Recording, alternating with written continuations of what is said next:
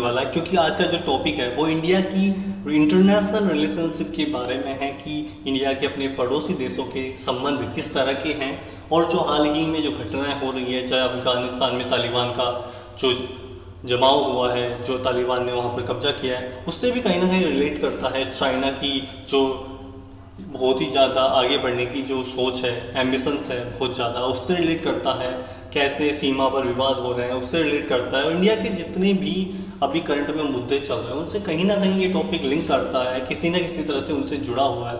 इसलिए बहुत ज़रूरी है कि एक इंडियन होने के नाते, एक देशवासी होने के नाते हमें इसके बारे में पता हो। उस टॉपिक का नाम है SCO, Shanghai corporation organisation.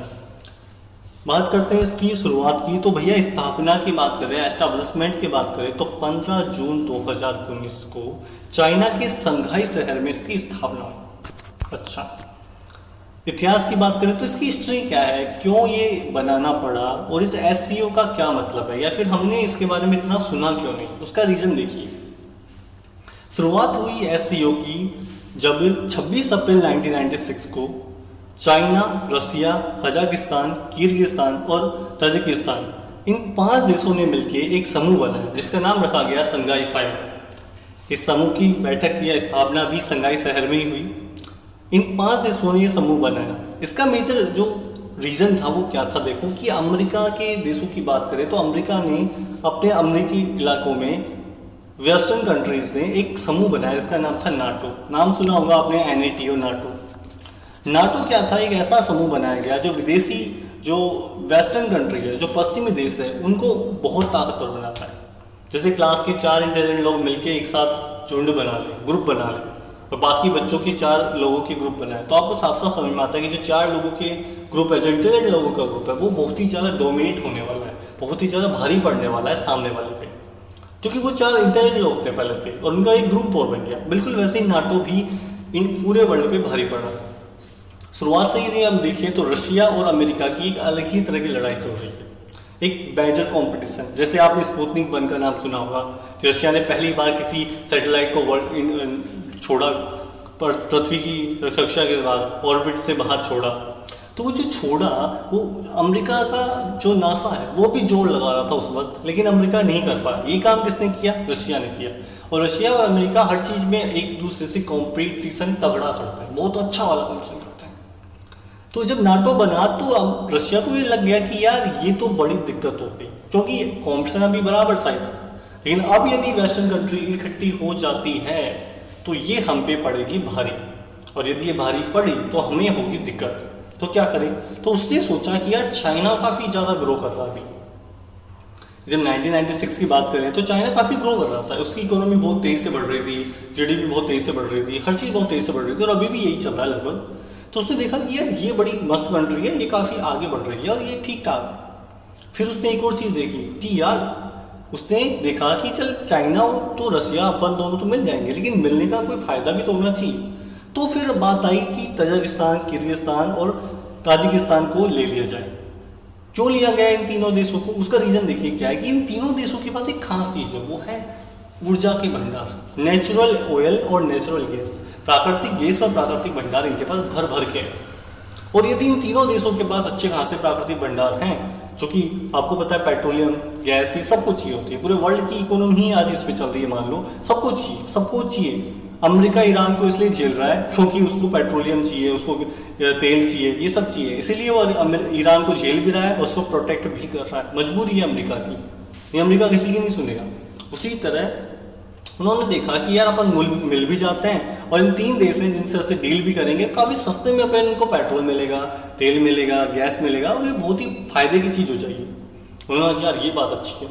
China भी एग्री हो गया और 5 तीनों देशों को भी एग्री कर लिया गया। और फिर 26 अप्रैल 1996 को स्थापना हुआ संघाई 5। फिर बात करते हैं उसके बाद 15 जून 2001 को इन्होंने उज्बेकिस्तान को भी इसमें शामिल कर लिया। क्यों? क्योंकि उज्बेकिस्तान भी उस वक्त काफ़ी अच्छा चल रहा था और गैस के भंडार भी इसके पास हैं। तो उन्होंने कहा भाई अपन को LPG चाहिए होती है, अपन को CNG चाहिए होती है, पूरे वर्ल्ड को चाहिए होती है, तो ये भी काफ़ी अच्छा है, तो इसको भी शामिल करो, इसको क्यों पीछे छोड़ रखा है? ठीक है, तो उन्होंने उज्बेकिस्तान को भी शामिल कर लिया। संघाई 5 आगे बढ़ा। फिर 9 जून 2017 को इंडिया और पाकिस्तान को भी इसमें शामिल कर लिया गया। उससे पहले इंडिया और पाकिस्तान इसमें जाता था मीटिंग में एक ऑब्जर्वर की तरह था। ऑब्जर्वर क्या होता है? ऐसा आदमी जो मीटिंग में बैठेगा, सारी गतिविधियां देखेगा, मुद्दों को सुनेगा, लेकिन कोई वोट नहीं दे सकता। अपनी राय दे सकता है लेकिन वोट नहीं दे सकता। उसकी वोट मान्य नहीं है, लेकिन वो मुद्दे पे सुन सकता है, बोल सकता है। बस इतना अधिकार होता है कि आप आओ, बैठो, देखो और सुनो। इससे ज़्यादा कुछ होता नहीं ऑब्जर्वर का। 2017 में 9 जून को पाकिस्तान और अमेरिका, इंडिया को वहाँ पर एक SCO का एक परमानेंट सदस्य बना लिया गया। ठीक है, बना लिया। आप क्या, अब भैया बात ऐसी कि क्यों बनाया? रशिया को लगा कि यार चाइना बहुत तेजी से बढ़ रहा है और इतना तेजी से बढ़ता रहा तो एक दिन ये मेरे सर पे नाचेगा। तो रशिया को लगा कि यार क्या करें, तो इंडिया से उसके संबंध अच्छे थे और इंडिया भी काफ़ी अच्छा कॉम्पिटिटर है चाइना को। सोचेगा अपना दाव खेलो और इंडिया को बुलाओ। तो उसने इंडिया से बातचीत की, यार तू आना यार भाई, अपने संघाई में आ जा, SCO में आ जा। तो उन्होंने इंडिया ने बोला कि आप साथ दोगे तो आ जाएंगे। तो उन्होंने कहा ठीक है। जब ये बात चाइना को पता चली तो चाइना ने कहा कि यार ये इंडिया को ला रहा है, मेरा कॉम्पिटिटर मेरे गुच्छुंड में ला रहा है, तो भैया अब मामला थोड़ा बिगड़ रहा है। चाइना ने क्या, पाकिस्तान को उठाओ। अपने पाकिस्तान वाले तो ऐसे ही थोड़े हैं ही, तो उनको समर्थन मिलो। तो इंडिया के खिलाफ ये कुछ भी करने होते आ रहे हैं, इनसे जो कहोगे वो कर देंगे, बस इंडिया के खिलाफ होना चाहिए। उन्होंने पाकिस्तान को उठा लिया और एक ही दिन, एक ही टाइम पे 9 जून 2017 को दोनों ने अपने अपने रिप्रेजेंटेटिव झुंड में ला दिए, SCO ग्रुप में ला दिए। और अब ये बन गया SCO, Shanghai corporation organisation. Officially 2017 में SCO बना दिया गया।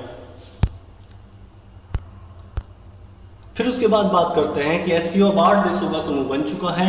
ये समूह आप मैप में देख सकते हो कि यहाँ पर रशिया है, चाइना है, कजाकिस्तान है, उज्बेकिस्तान है, ताजिकिस्तान है, इंडिया है और किर्गिस्तान है और पाकिस्तान है। ये सारे देश हैं। इसके अलावा कुछ देश ऐसे हैं जो ऑब्जर्वर कंट्री के तौर पे हैं, वो भी है। अब इसको याद कैसे किया जाए, क्योंकि नाम बड़े अजीब से हैं और बहुत सारे नाम हैं और इतने नाम याद होंगे कैसे? तो एक ट्रिक है, बहुत ही मस्त ट्रिक है।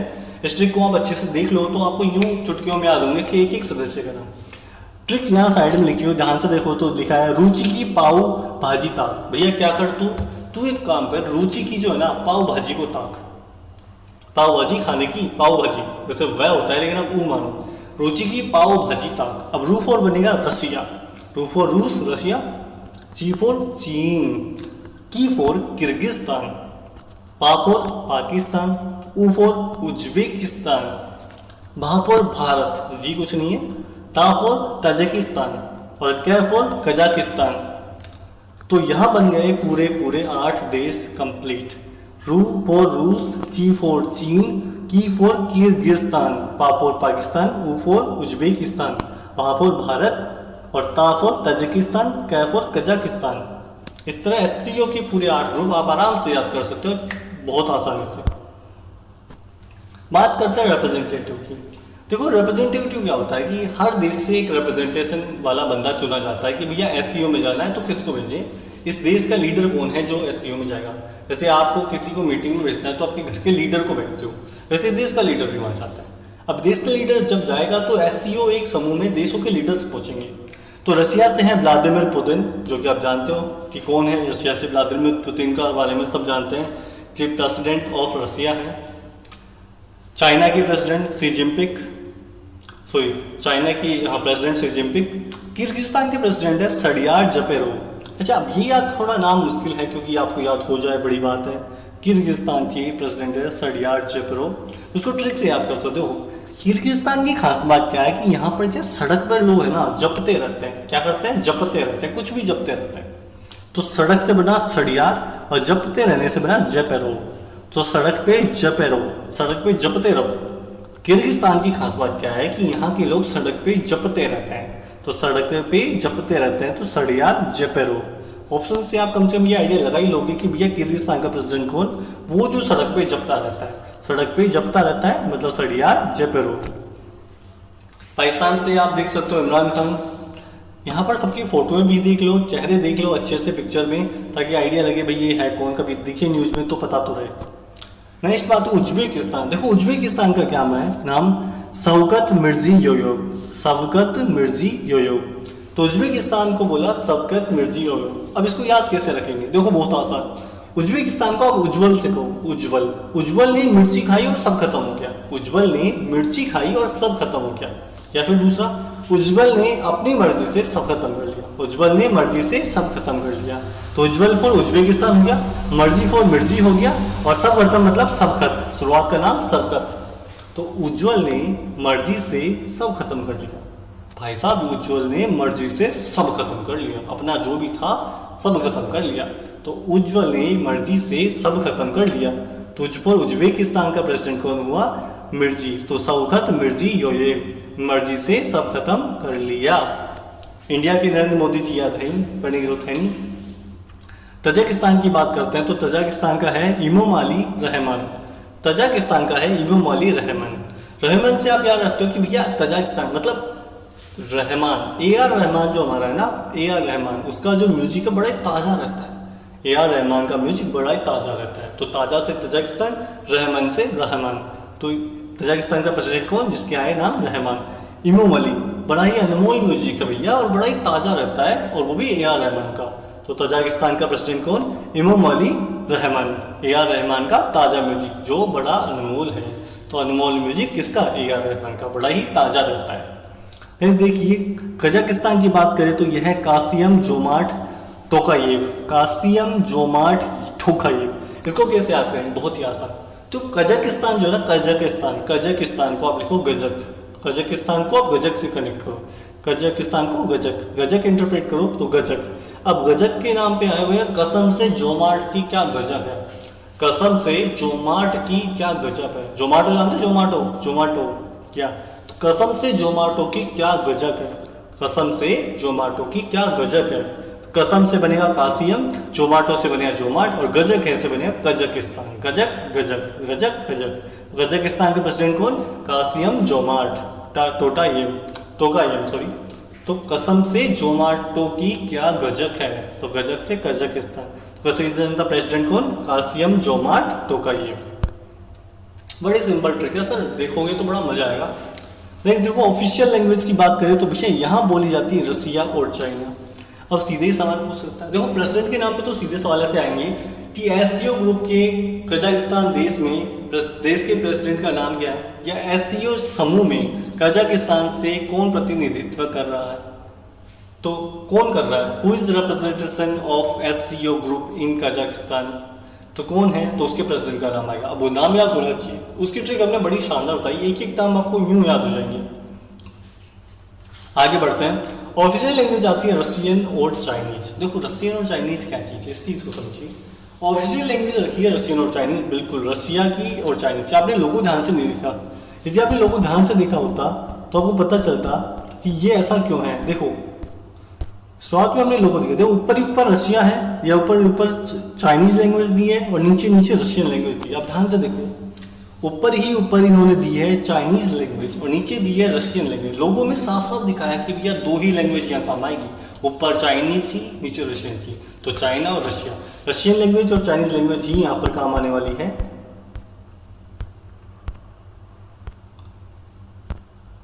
अब बात करते हैं आगे की। जनरल सेक्रेटरी है व्लादिमीर नोराव। व्लादिमीर नोराव। तो भैया आप ये ध्यान रखो, बहुत जरूरी सवाल बनता है यहाँ पर एग्जाम के पॉइंट ऑफ व्यू से कि एससीओ के जनरल सेक्रेटरी कौन है, एससीओ के मुख्य सचिव का नाम क्या है। तो ये नाम है व्लादिमीर नोराव। पुतिन नहीं है ये नोराव है, ये नोराव फतेही का फैन है। व्लादिमीर नोराव कौन है? नोराव फतेही का फैन है। तो व्लादिमीर नोराव कौन है? जनरल सेक्रेटरी ऑफ एससीओ या संघाई कॉर्पोरेशन ऑर्गेनाइजेशन, संघाई संगठन सहयोग संगठन के मुख्य सचिव का नाम है Vladimir नोराव।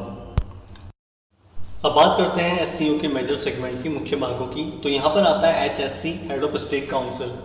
Head of state council को पूरा अधिकार है कि एससीओ में जो भी डिसीजन लिए जाएंगे वो सिर्फ एचएससी लेगा, हेड ऑफ स्टेट काउंसिल लेगा। सीधा सवाल बन सकता है एससीओ में डिसीजन जो निर्णय लेने की संस्था है उसका नाम क्या है? तो हेड ऑफ स्टेट काउंसिल है। करता कैसे है काम? देखो बहुत सिंपल है, वोटिंग सिस्टम होता है। 8 देश सदस्य देशों की वोटिंग राय ली जाती है, उसके हिसाब से निर्णय लिया जाता है। ऑब्जर्वर कंट्री, जो भी वहाँ बैठी हुई कंट्री जिसको वोट देने का अधिकार नहीं है, वो अपनी राय दे सकता है यदि वो मांगे। तो यदि एचएससी को लगे कि भैया बेलारूस तुझे क्या लगता है, तो वो क्या सर मुझे तो ये लगता है। हाँ, तो ऐसे किसी भी देश को जो ऑब्जर्वर कंट्री है उनको यदि बोले यूरोपियन काफ़ी कंट्री है जो बेलारूस है, जैसे ईरान है, इराक है, तो ये सब ऑब्जर्वर कंट्री है। इनसे कहा जा सकता है कि आपको क्या लगता है, तो उस पर राय ले तो वो देंगे, लेकिन वोट नहीं दे सकते। वोट में जिसकी मेजोरिटी होती है उसी के फेवर में लिया जाता है डिसीजन। जैसे अभी इंडिया चाहे कि सर चाइना ये जो है ना हमको परेशान कर रहा है, लद्दाख में सीमा बढ़ा रहा है, हमको परेशान कर रखा है इसने, जो जगह इसकी नहीं है ज़बरदस्ती हड़प रहा है, हमको परेशान कर रखा है, कोविड से पहले ही परेशान है, ऊपर से सेना को परेशान करता है, आए दिन लड़ाई झगड़े करता है। तो क्या अच्छा ऐसा है, तो आठों लोगों की, आठों जो देशों है उनकी बात सुनेगा। हाँ भाई तुम्हें क्या लगता है, ये सच में ऐसा कर रहा है क्या, तुम्हें कोई इंक्वायरी करवानी है तो वो इंक्वायरी करवाएगा। आठों देशों की जो वोटिंग सिस्टम होगी उसके बेसिस पे डिसाइड करेगा कि वो किसको माने किसको नहीं माने। या कोई भी ऐसा मुद्दा जैसे मान लो चाइना ने कोई चीज़ छोड़ी, इस सर मेरे अकॉर्डिंग ये चीज़ होनी चाहिए, तो उसके आठों देशों की राय बहुत मायने रखती है। तो ये बहुत जरूरी चीज़ बन जाती है कि इन आठों देशों में से किसका मेजोरिटी पाला है। तो इसके लिए आठों देशों को आपस में अच्छे खासे रिलेशन बना के रखने पड़ते हैं। बात करते हैं इसके भागों की। इसमें प्रथम भाग जो पहला भाग है वो है सचिवालय, सेक्रेटरीट हाउस, उसका मुख्यालय बीजिंग में है। और दूसरा जो है वो है rats, regional anti terrorist structure. सीधे एग्जाम में क्वेश्चन बन सकता है, रैट्स की फॉर्म क्या है, regional anti terrorist structure. Rats का मुख्यालय कहाँ पर है, ताशकंद में है, जो कि कहाँ है, उज्बेकिस्तान में। सीधा सवाल पूछ सकता है। इसकी समिट्स की बात करेंगे तो बहुत जरूरी समिट्स हमने उठाई है। अब तक 21 समिट्स इसमें हो चुकी है, 22वीं होने वाली है। पहली समिट जो हुई थी वो हुई 14 जून 2001 को चाइना के शंघाई शहर में। और 14 जून 2001 को जब समिट हुई तो 15 जून 2001 को SCO का निर्माण हुआ, एक दिन बाद। तो 14 जून 2001 को इन्होंने मीटिंग की, बातचीत करी, एक दूसरे की राय ली, और 15 जून को कहती है कि हाँ चलो SCO बन गया। हाँ भाई SCO बन गया, मिठाई बांटो। 19वीं जो है बहुत ज़रूरी चीज़ है क्योंकि ये बहुत मायने रखती है। 2 जून 2019 को ही किर्गिस्तान के बिश्केक शहर में एक एग्जाम में पूछा गया क्वेश्चन है, सीधे ये पूछा है। SSC में HSC वाले हाई सेकेंडरी वाली जो एग्ज़ाम होती है, CGL में, CHSL में, उसमें इसने पूछा है, सीधे सवाल पूछा गया कि SCO की जो मीटिंग हुई थी 2019 में हाल ही में, वो कहाँ पर हुई थी, तो किर्गिस्तान बिश्केक में हुई थी। पहले भी ये सवाल, तो ये इंपॉर्टेंट सवाल बन जाते हैं। देखो ये सवाल इसलिए इंपॉर्टेंट है क्योंकि ये सीधे रिलेट करते हैं करंट अफेयर से, इसलिए थोड़ा देख लेना कि रिसेंट वाली जो भी मीटिंग्स है बहुत जरूरी है। 20वीं मीटिंग की बात करते हैं, ये भी अपने आप में अच्छा क्वेश्चन बनता है। आगे भी पूछा जा सकता है कि इंडिया ने पहली बार SCO में मेजबानी की है, होस्ट का काम किया। इससे पहले इंडिया ने कभी होस्ट किया ही नहीं, पहली बार इंडिया ने मेजबानी की है, होस्ट का काम किया है। कहाँ पर किया है, इंडिया ने अपने दिल्ली में किया है, एक वीडियो कॉन्फ्रेंसिंग के थ्रू किया है क्योंकि कोविड फैल रहा था तो मीटिंग करना पॉसिबल था नहीं, तो इन्होंने वीडियो कॉन्फ्रेंसिंग के थ्रू क्या किया, SCO की मीटिंग कर दी कि भैया आओ वीडियो कॉन्फ्रेंसेस करो। और इसमें पहली बार होस्ट बनाया गया इंडिया को, नरेंद्र मोदी जी ने इसको होस्ट किया था। जयशंकर प्रसाद जो विदेश मंत्री है उन्होंने वहाँ पर हेल्प का काम किया, सहयोग दिया। 21 की बात करें तो ध्यान रखना ये बहुत इंपॉर्टेंट सवाल बन जाता है। 13 जुलाई 2021 को तजाकिस्तान के दुशांबे शहर में, 13 जुलाई 2021 को तजाकिस्तान के दुशांबे शहर में यहाँ पर मीटिंग की गई। S Jaishankar external affairs minister जो कि विदेश मंत्री हैं, उन्होंने इस मीटिंग में भाग लिया। इसमें नरेंद्र मोदी नहीं गए थे और ये अपने आप इस बहुत ही बड़ा सवाल बन सकता अभी कि हाल ही में SCO की मीटिंग में भारत से प्रतिनिधि के तौर पे कौन गया है, तो यहाँ प्रधानमंत्री मोदी जी नहीं गए हैं, एस जयशंकर ही गए हैं। प्रसाद मैं अपनी तरफ से लगा रहा हूँ, सॉरी, एस जयशंकर जो हैं, जो भारत के विदेश मंत्री हैं, वो गए हैं यहाँ पर। तो ध्यान रखना, बहुत अच्छा सवाल है कि जनरली चाहते मोदी जी, अब लोगों को पता है कि भाई मोदी जी यहाँ पर लीडर है तो मोदी जी जाएंगे नहीं जाएंगे। इस बार एस शंकर को भेज दिया कि जयशंकर जाइए और वहाँ पर लीडरशिप कीजिए, तो यही काम हुआ है। तो ये बहुत सीधा सवाल पूछ सकता है, यही पूछ ले कि अभी हाल ही में SCO की मीटिंग कहाँ पर हुई है, तो भैया ये दुशांबे शहर में हुई है, तजाकिस्तान में हुई है। कब हुई है, 13 जुलाई 2021 को हुई है। स्पेसिफिकेशन देखो, बात करते हैं विशेषता की। विशेषता क्या होती है कि भाई जो ये समूह बन गया, जब इन समूह को एक साथ मिला के एक यूनिट के तौर पे देखें कि मान लो इन समूह मतलब रशिया, चाइना, पाकिस्तान, इंडिया, जो भी ये समूह बना है SCO, इसके देशों को यदि एक साथ जोड़कर एक यूनिट के तौर पे देखें, एक इकाई के तौर पे देखें, तो क्या क्या खास चीज दिखाती है, तो ये बनेगा यूरेशिया। यूरेशिया का मतलब है ऐसे देश जो यूरोप से हैं प्लस एशिया से, जो यूरोप प्लस एशिया मिलकर बन गया यूरेशिया। यूरेशिया बना और ये कहता है कि सर 60% से भी ज़्यादा एरिया कवरेज करता है। ये एससीओ समूह को यदि हम एक साथ जोड़ देना और इसको एक ही देश मान ले एक बार के लिए, तो यूरेशिया मतलब यूरोप प्लस एशिया का मिला के 60% से ज़्यादा एरिया ले जाता है। इसमें इंडिया है, पाकिस्तान है, चाइना है, तो उज्बेकिस्तान है, तजाकिस्तान है, ऐसे 8 देश तो हैं और इसके अलावा ऑब्जर्व कंट्री भी सारी है। पूरे विश्व की जितनी भी जीडीपी बनती है, वर्ल्ड की जितनी भी जीडीपी बनती है, उसके 1/4 जीडीपी 25% जीडीपी अकेला एससीओ लेके जाता है। दुनिया की पॉपुलेशन की बात करें तो हमारे पास 2 धुरंधर है इसमें एससीओ में, चाइना और इंडिया, 2 धुरंधर। तो कहा कि पूरे वर्ल्ड की जितनी पॉपुलेशन है ना, उसकी 40% पॉपुलेशन तो हमारे एससीओ समूह के पास है। पूरे वर्ल्ड की पॉपुलेशन का 40%। पर्पज की बात करें तो एससीओ के पर्पज अब बदल चुके हैं। पहले शुरुआत में ये था कि रशिया और चाइना ने मिलकर इसको शुरू किया, फिर बाद में 3 देश भी इसमें आ गए थे, मतलब ला दिए गए थे स्टार्टिंग में, फिर बाद में इन्होंने देशों को समूह को जोड़ा। बट अब जब फाइनली एससीओ बन गया तब उद्देश्य में थोड़ा बदलाव किया गया। अब उद्देश्य है सीमा सुरक्षा निगरानी में कमी। मतलब उन्होंने कहा कि यार देखो, आप सब उसमें दोस्तों की तरह रहो, यदि तुम दोस्तों की तरह रहोगे तो सीमा पर जो लोग लगाने पड़ रहे हैं ना, बहुत ज़्यादा खर्चा हो रहा है, बहुत ज़्यादा वेपन है, बहुत ज़्यादा मिसाइल लॉन्च करनी पड़ रही है, ये सारी चीज़ें इतना जो खर्चा होना है ना सीमाओं को बचाने में, वो नहीं होगा यदि तुम दोस्तों की तरह रहोगे। तुम अपने अपने दोस्तों के साथ अपना अपना ध्यान रखोगे, खुद का ही ध्यान रखोगे, आपस में एक दूसरे को परेशान नहीं करोगे, तो इतना खर्चा नहीं होगा ना, तनाव की स्थिति होगी नहीं। तो एक तो ये सबसे ज़रूरी चीज़ है कि तुम सीमा सुरक्षा पे इतना खर्चा ना हो, ऐसा कुछ करो। तो आतंकवाद का खात्मा, भाई पाकिस्तान आतंकवाद के लिए जाना जाता है, और भी देश हैं जैसे अफगानिस्तान भी आतंकवाद को बढ़ावा देता है, सीरिया भी है, बट मेजर उन्होंने कहा कि भैया आतंकवाद को ख़त्म करना है, हमें आतंकवाद को नहीं बढ़ाना। आतंकवाद मतलब फालतू का टेंशन है, हमारा बहुत नुकसान होता है इससे, लोग मरते हैं, इकोनॉमी डाउन हो जाती है, बहुत नुकसान है। तो आतंकवाद को ख़त्म करो, मिलजुल के बातचीत करके कुछ भी करो, ये प्लेटफॉर्म है, यहाँ मिलो, बातचीत करो, मुद्दा उठाओ, जो करना करो, बट आतंकवाद को ख़त्म करो। आपसे विश्वास है मजबूत समझ, जो भी समझ में आता है। व्यापार, पर्यटन, संस्कृति। देखिए हम जानते हैं कि इंडिया में जितने भी लोग हैं वो जो भी मोबाइल यूज़ करें उसमें रियलमी, रेडमी, ओप्पो, वीवो, ये सब चाइनीज़ प्रोडक्ट का यूज बहुत ज़्यादा होता है। लेकिन चाइनीज़ प्रोडक्ट इंडिया में आ रहा है, उस पर टैक्सेस लग रहे हैं, वो कितना रेट्स उसका डाउन किया जा सकता है। यदि गवर्नमेंट ऑफ इंडिया उसको सपोर्ट नहीं करे तो वो अपने प्रोडक्ट को इंडिया में बेच नहीं सकता, या कोई इंडियन कंपनी है जो अपने रॉ मटेरियल चाइना से परचेज करती है या प्रोडक्शन करवाने का काम उनसे करवाती है। तो इस तरह की चीज़ें तभी पॉसिबल होगी जब देशों के बीच में संबंध होगा, नहीं तो व्यापार नहीं बढ़ेगा। इंडिया एक बहुत बड़ा मार्केट है, प्रोडक्शन हाउस इतना अच्छा नहीं है इंडिया का, लेकिन मार्केट है जो यहाँ वर्ल्ड का हर सामान बिक जाता है, तो ये एक अच्छी चीज़ है। तो इसके लिए ज़रूरी है कि चाइना और इंडिया अच्छे दोस्त रहें, तो इससे व्यापार काफ़ी अच्छा रहता है, टैक्सेशन में काफ़ी कटौती आती है, काफ़ी ज़्यादा फ्लेक्सिबल हो जाता है। संस्कृति का सेंस ये होता है कि जब भी आपस में मिलते हैं, किसी भी जगह पर मीटिंग करते हैं, तो वो अपने प्रोग्राम दिखा देते हैं, इंडिया वाले अपने दिखा देते हैं, तो वही संस्कृति दिख जाती है कि हमारी कैसी तुम्हारी कैसी। पर्यटन का ये रहता है कि इंडिया वाले जब चाइना जाएं या चाइना वाले इंडिया आए या फिर इंडिया वाला रशिया जा रहा है, कहीं भी किसी देशों में जब आने जाने की बात हो तो जो वीज़ा है उसमें क्या है, थोड़ी टाइम में एक्सटेंड ना हो कि बहुत जैसे वीज़ा बनने में 1 महीना लग गया। व्यवहार अच्छा है तो बोला इंडिया तो अपना ही दोस्त है, थोड़ा कम में कर दो। बस ये रहता है कि फ़ायदा हो जाता है कि वहाँ के लोगों को परेशान नहीं करते, एम्बेसीज़ को थोड़ी राहत मिलती है कि एम्बेसीज़ की सुनी जाती है, जो वहाँ पर विदेशों में एम्बेसीज़ होती है।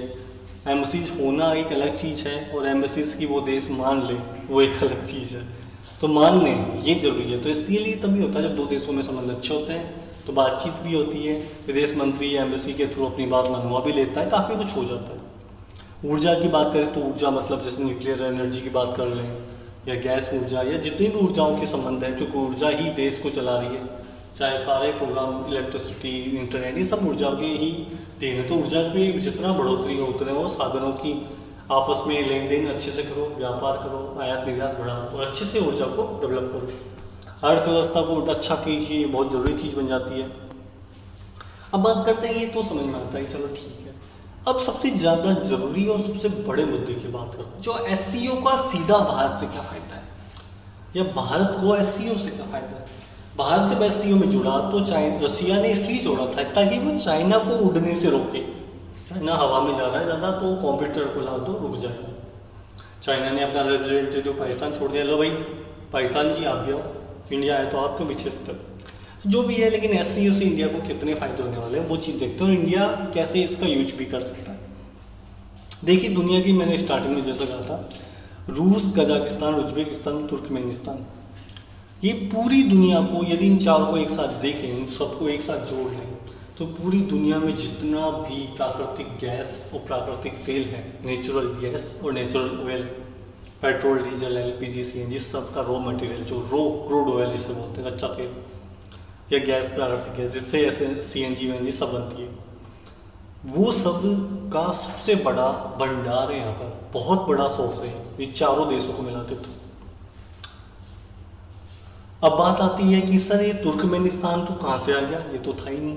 बिल्कुल सही है, तुर्कमेनिस्तान नहीं था, लेकिन तुर्कमेनिस्तान क्यों नहीं था उसका रीज़न देखिए कि SCO ने तुर्कमेनिस्तान को कहा कि सर आप आइए ग्रुप में, आपके पड़ोसी तो आ गए।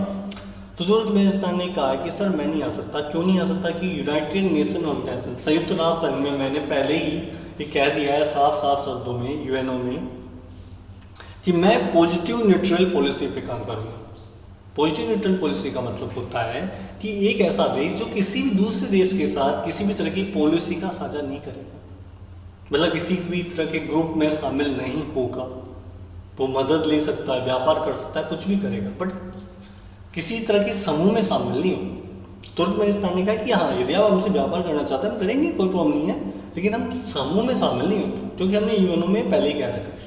इसलिए तुर्कमेनिस्तान में शामिल नहीं किया, लेकिन तुर्कमेनिस्तान अपने सोर्सेज को बेचने और खरीदने के लिए तैयार है, इसलिए हम इसको काउंट कर रहे हैं। तो रूस, कजाकिस्तान, उज्बेकिस्तान और तुर्कमेनिस्तान, यदि चारों देशों को समूह में देखा जाए तो ये दुनिया का सबसे बड़ा ऑयल और नेचुरल गैस का भंडार बनता है। अब यहाँ बात करते हैं, कजाकिस्तान और उज्बेकिस्तान में यूरेनियम का भंडार है। अब सोचो यूरेनियम कजाकिस्तान और उज्बेकिस्तान दे दे और ये तेल दे और प्राकृतिक गैस दे दे, उतना फायदा। अब बात करते हैं इंडिया को क्या फायदा। देखो यदि इंडिया कभी भी रूस, कजाकिस्तान, उज्बेकिस्तान, तुर्कमेनिस्तान, इन चारों देशों में से अपने लिए जो गैस, पेट्रोल, तेल, इन सब की जो डील्स करता है, यदि इनसे करें, इनसे व्यापार करें, तो इतना फायदा होगा जो आप सोच नहीं सकते। ये बिल्कुल इतना फायदा होगा, तो 1/3 रेट हो जाएगी।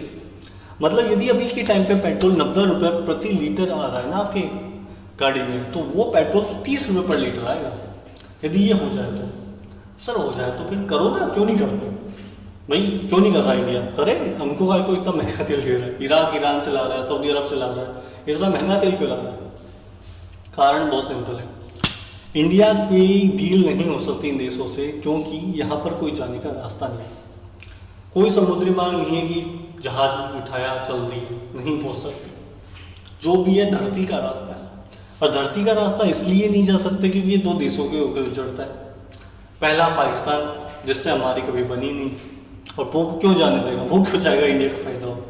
और दूसरा अफगानिस्तान, जहाँ पर बैठा है तालिबान।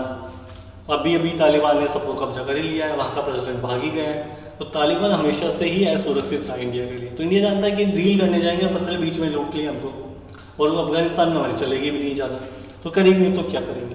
तो इस वजह से बहुत मुश्किल है इंडिया के लिए कि इन 3 देश जो कजाकिस्तान, उज्बेकिस्तान, तुर्कमेनिस्तान या जो भी है भंडार है, इन सब से डील करें, सस्ते में पेट्रोल तेल खरीदें, ये नहीं हो पा रहा क्योंकि रास्ता नहीं है ना।